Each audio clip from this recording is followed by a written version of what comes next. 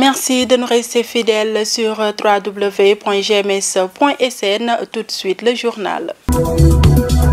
Une affaire de détournement de deniers publics pollue l'atmosphère à la mairie de Kafountine. Des conseillers qui pointent un index accusateur sur le maire ont battu le macadam pour réclamer justice. Les femmes jouent aux prolongations dans la célébration du 8 mars. Au Cap Skirring, les activités ont tourné ce week-end autour de la lutte contre le cancer du col de l'utérus. L'actualité internationale et la revue de la presse mettront fin à ce journal. Tout de suite, le développement. Bienvenue à tous. Le maire de la commune de Kafountine, accusé par une partie des conseillers de détournement d'une enveloppe de plus de 120 millions de nos francs au titre de l'exercice des années 2016 et 2017, ces conseillers qui ont initié une marche avec les populations pour le dénoncer accusent l'édile de puiser ses fonds dans la redevance de la concession du quai de pêche et des taxes communales par le moyen de fausses quittances de recouvrement. Ismaël Dramé, conseiller municipal à Kafountine, que nous écoutons au micro de notre confrère de la RFM. L'argent, monsieur le maire, Vicky, nous, population de la commune de Kafountine, sommes confrontés depuis 2014, année d'installation de notre maire, François Victor Diatta, à une situation écœurante, grave et préjudiciable pour le développement de notre commune.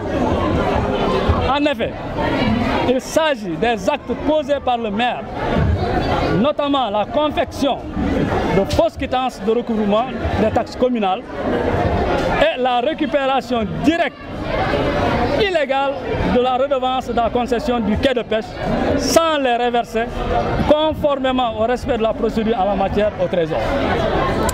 Les dites recettes recouvrées n'ont pas en plus fait l'objet d'une autorisation spéciale lors des différentes sessions du conseil municipal. En somme, le préjudice causé est estimé à plus d'une centaine de millions de francs CFA. Cette manne financière aurait servi au financement du développement de la commune par la construction des infrastructures sociales de base pourvoyeuses d'emplois et de richesses pour la localité. Nous faisons confiance à notre État, le Sénégal. C'est pourquoi, dès 2015, nous avons interpellé M. le maire, M. le sous-préfet de Douloulou, M. le percepteur, par rapport à cette pratique qui n'honore pas un élu. Malheureusement, sa réponse, qui répète comme une chanson, est la suivante. Allez où vous voulez, vous ne pouvez rien contre moi, car le pouvoir, c'est nous. Nous prenons la mesure conservatoire suivante. Pas de recouvrement de taxes communales et de versement de la redevance de la concession du quai de pêche jusqu'au remboursement intégral des sommes indûment perçues. Oui. Nous recommandons un audit financier de la commune par les organes de contrôle de l'État. Restons toujours dans la commune de Kafountine. La mise en cause nie en bloc ces accusations et parle de manipulation politicienne. François Victor Diatta annonce qu'il est en train de réunir des éléments pour traduire ce qu'il accuse de malversation financière devant la justice. Nous l'écoutons toujours au micro de notre confrère de la RFM. D'abord, ce qu'il faut préciser, cette manœuvre a duré depuis longtemps. J'étais au courant lorsque les commerçants ont été manipulés, lorsque nous avons voulu, disons, démarrer le recouvrement de l'ODP. Alors, tous les individus qui incitaient les commerçants à ne pas payer, toute la population de Kafountine les connaît. N'est-ce pas? Alors moi, ce que je voudrais dire de façon succincte, c'est que nous ne sommes pas insensibles à ces accusations graves. Nous sommes en train de préparer notre réponse par rapport à l'ensemble des accusations qui m'ont été faites. Et j'estime que le moment venu, tous ceux qui auront avancé un chiffre, tous ceux qui auront avancé des trucs, apporteront des preuves tangibles de leurs propos. C'est clair. Donc, tout ce que je peux dire, c'est ça. Je suis en train de m'organiser avec mon équipe pour apporter des réponses. Et tout le reste, c'est la justice qui va trancher. Parce que les accusations sont graves. Alors, celui qui avance des chiffres, il va apporter toute la documentation qui prouve véritablement que ce détournement-là a été fait. Moi, j'estime, en âme et conscience, qu'il n'y a aucun détournement ici au niveau de la mairie. Maintenant, les réponses claires, vous les aurez, parce que moi, je ne fuis pas la presse. Le moment venu, je vous appelle, on s'assoit, je vous explique clairement. C'est ce que je dis, le moment venu, quand j'aurai fini de réunir tous les éléments, ces gens-là qui ont disons, avancé ces propos, mais répondront, apporteront les preuves. Mais la marche est politique. Qui avez-vous vu dans la marche là? Est-ce que vous avez vu les populations de Kafountine? Vous avez vu quoi? Vous avez vu l'UCS, vous avez vu le PDS, vous avez vu le soi-disant coordonnateur de l'APR qui est d'abord l'instigateur de tout ça. Les gens sont déplacés de Dakar pour venir assister à cette marche. Où sont les populations de Kafountine? Vous avez constaté? Où sont les populations? On est obligé de louer des Jakarta pour faire du bruit, etc. Mais les populations de Kafountine savent véritablement c'est quoi la vérité, c'est quoi la réalité. Et c'est cette réalité-là, cette vérité-là que je vais, n'est-ce pas, éclairer, disons, pour l'opinion nationale. Mars, mois des familles mises à profit par celle du Cap Skirring pour combattre le cancer du col de l'utérus. Elles ont offert des consultations gratuites et invité les femmes à la pratique sportive à travers une randonnée pédestre, nous dit Chertian Sissé. Des cas suspects de cancer du col de l'utérus ont été détectés au Cap Skirring à l'occasion de séances de dépistage organisées dans le cadre de la célébration de la Journée de la femme. Une initiative de l'organisation Lelo qui a beaucoup satisfait les femmes venues de Dakar participer à cette activité humanitaire et sociale. L'activité spécifique, c'était le dépistage du cancer du col. Nous avons participé à cette activité, nous avons vraiment été satisfaites. Les femmes ont répondu à l'appel, on a eu des cas, on a vraiment eu satisfaction.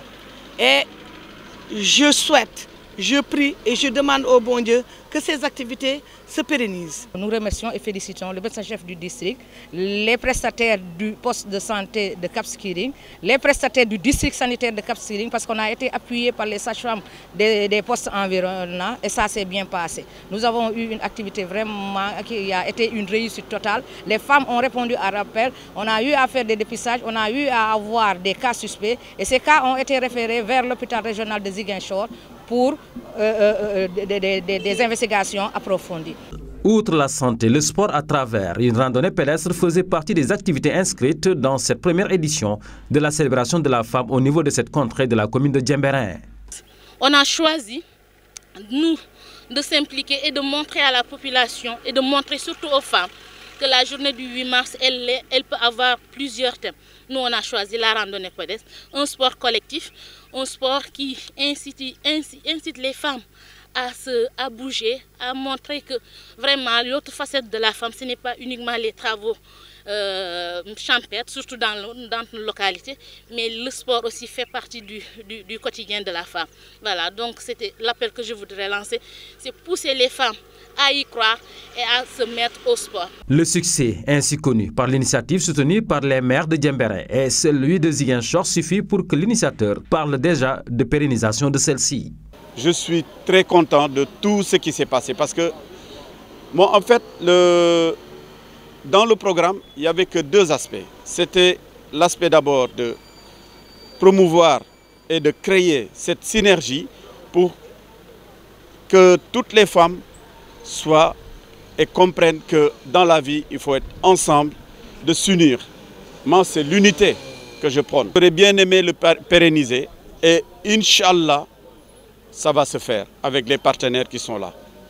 ça se fera. C'est dire qu'avec cette activité, le village du Cap Skirring n'a pas été en reste dans la dynamique de lutte pour la santé des femmes, remarquée partout au Sénégal, dans la célébration de la journée dédiée aux femmes. Signature de convention de partenariat à Ziguinchor ce 10 mars 2018 entre Action Carême Suisse et le réseau COUSEC. Cette ONG, dans le cadre de son programme Calebasse de solidarité, compte accompagner ce réseau 12 mois durant pour une enveloppe de 13,5 millions de nos francs. C'est un reportage signé Sissa Okoli. Le réseau COUSEC, qui veut dire Femmes de Ziguinchor, et l'ONG Action Carême Suisse qui intervient dans le financement du groupement féminin ont signé ce samedi 10 mars 2018 à Ziguinchor une convention de partenariat dans le cadre de son programme Calebasse de solidarité. Le montant de ce financement est estimé à 13,5 millions de francs CFA pour une durée de 12 mois. Djibril Thiam est le coordonnateur national de Action Carême Suisse. COUSEC nous a sollicité pour l'appuyer dans l'adoption de la Calebasse Solidarité. C'est dans ce cadre que nous avons signé aujourd'hui cette convention de partenariat dont l'objectif est de renforcer les capacités du COUSEC, de l'accompagner dans l'adoption de la stratégie Calebasse et Solidarité dans la zone sud du Sénégal. Le montant global est de 13 500 000 francs CFA et ça va se dérouler sur 12 mois.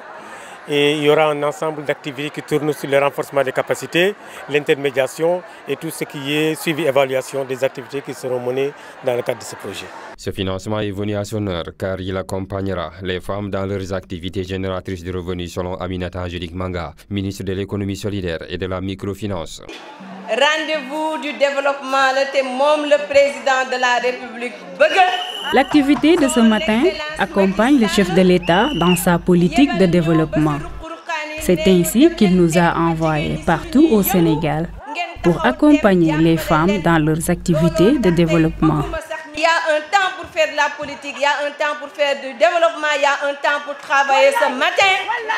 C'est le temps de l'action qu'on conjugue avec l'Action Carême de Suisse, le RENOS, le COUSEC et toutes les femmes de la Casamance et au-delà toutes les femmes du Sénégal.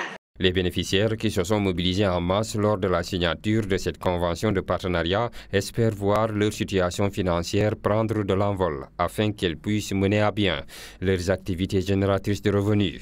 Le consortium sénégalais d'activités maritimes COSAMA a organisé un pot de départ à la retraite pour rendre hommage à Moustapha Mankadian, chef de gare maritime de Ziguinchor.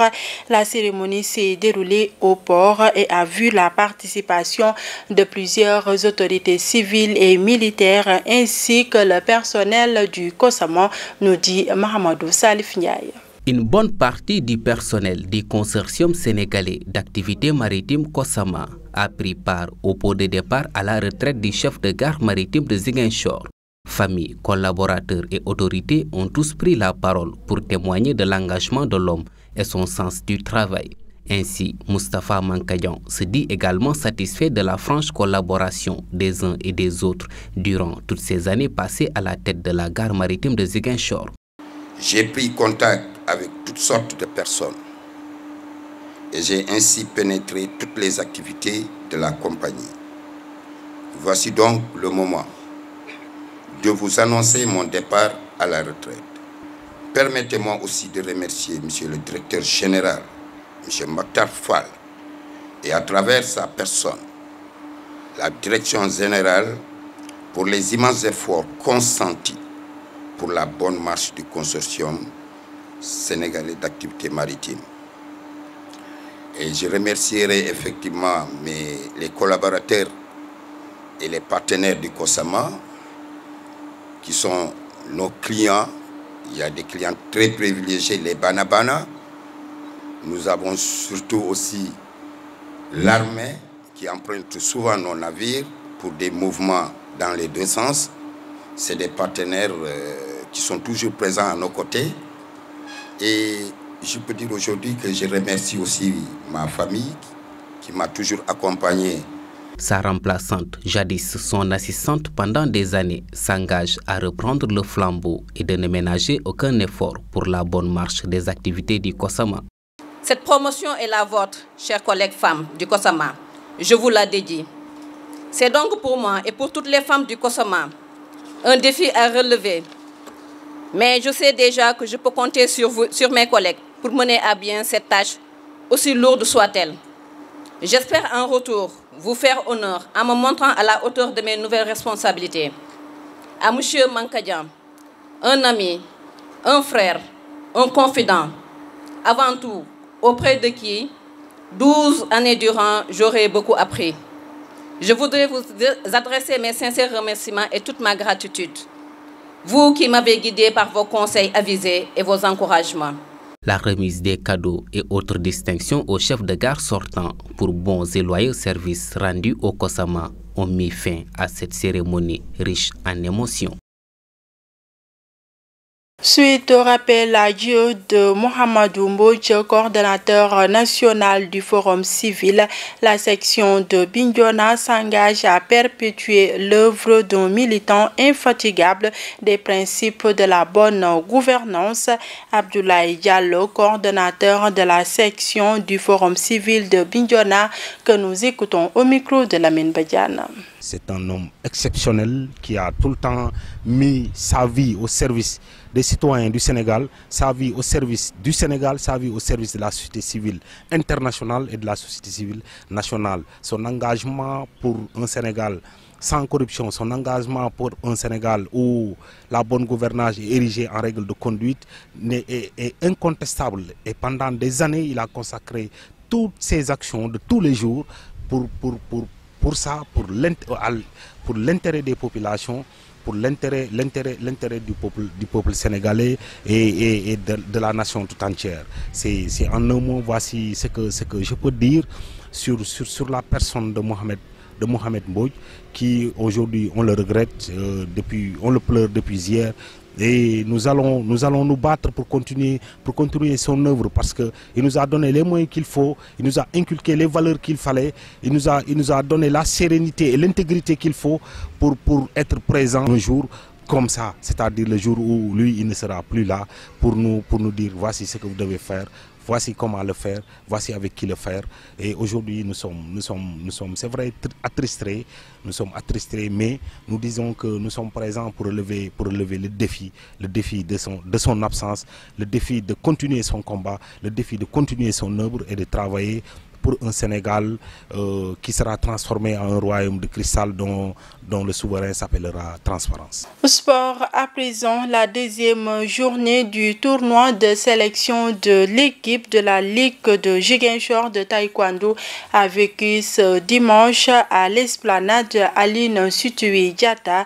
La trentaine de jeunes engagés dans les combats ont évolué dans des conditions peu enviables.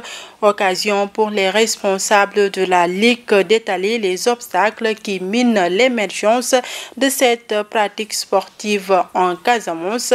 Écoutons Alexis François Manga, vice-président de la Ligue régionale de taekwondo au micro de Chertian Sissé. Nous organisons cette journée pour d'abord choisir l'équipe régionale de taekwondo qui va représenter la région aux phases éliminatoire et dans la sélection de l'équipe nationale du Sénégal taekwondo à Dakar. Donc c'est notre deuxième journée que nous organisons. La première a été organisée le 11 février passé, donc la deuxième c'est aujourd'hui. Nous avons pour cette journée, la deuxième journée, une trentaine de jeunes combattants qui sont là à s'affronter d'abord pour rechercher la première, deuxième et troisième place. Les difficultés rencontrées par le taekwondo sont vraiment énormes. Parce que vous voyez comme déjà ici, la place que nous avons choisie aujourd'hui pour dérouler la deuxième journée, c'est une place pour un peu faire passer la visibilité d'abord. C'est pour cela que nous avons choisi ce site-là. Mais vous voyez que le soleil fait défaut, le soleil nous rencontre une difficulté d'abord, des problèmes matériels. Vous voyez le tapis qui est là, avec ce chaud soleil-là, nous ne parvenons pas à vraiment dérouler pour toute la journée. En plus de ça, s'ajoute le matériel de protection. Bon, qui dit par taekwondo, c'est qu'il y a un matériel de protection qui est là, notamment le casque, le plastron, les protèges tibia, avant-bras et coquilles. Protège-dents aussi. Et tout cela, avec les nouvelles techniques, nous avons dépassé les plastrons traditionnels. Nous compétissons maintenant avec les plastrons électroniques. Et jusque-là, la région de Ziguinchor n'en bénéficie pas. Donc c'est déjà un problème. Nous manquons aussi de moyens d'organisation. Nous faisons avec des moyens de bord pour pouvoir organiser une journée parce que nos combattants ont besoin de ces journées-là. Nous avons des ambitions parce que nous avons des jeunes quand même qui s'entraînent chaque jour. Des jeunes qui s'entraînent chaque jour. Et l'exemple nous a donné raison. L'année passée, on a retenu un élément de Ziguinchor qui a été sélectionné en équipe nationale. Donc nous comptons chaque année sur les autorités pour déplacer une équipe et des supporters pour aller participer au championnat du Sénégal, au championnat des Open qui se déroule tout le temps au niveau de Dakar. Et c'est des moyens qu'il faut débloquer pour rejoindre Dakar. Mais malgré cela, nous restons toujours déterminés, ambitieux et objectifs pour quand même ces jeunes-là qu'on puisse sortir un jour un talent de Ziguinchor ici. L'actualité internationale de ce lundi 12 mars 2018 nous mène en RDC, aux États-Unis et en Colombie. Le président congolais Joseph Kabila a promulgué le nouveau code minier qui prévoit une forte hausse des taxes sur les substances stratégiques et demandé au gouvernement d'ouvrir des concertations pour tenir compte de l'inquiétude des entreprises étrangères. Le code a été promulgué sous la même forme qu'il a été adopté par le Parlement, a indiqué à l'AFP un conseiller du président. Cette version prévoit un taux de redevance minière allant jusqu'à 10% pour les substances stratégiques. Les grandes entreprises minières installées en RDC redoutent que cette taxe ne touche le cobalt. Il appartiendra au Premier ministre de dresser par décret la liste des métaux stratégiques. La RDC a assuré en 2007 les 2/3 de la production mondiale de ce minerai rare très demandé par les fabricants de batteries nouvelle génération, 80 800 tonnes.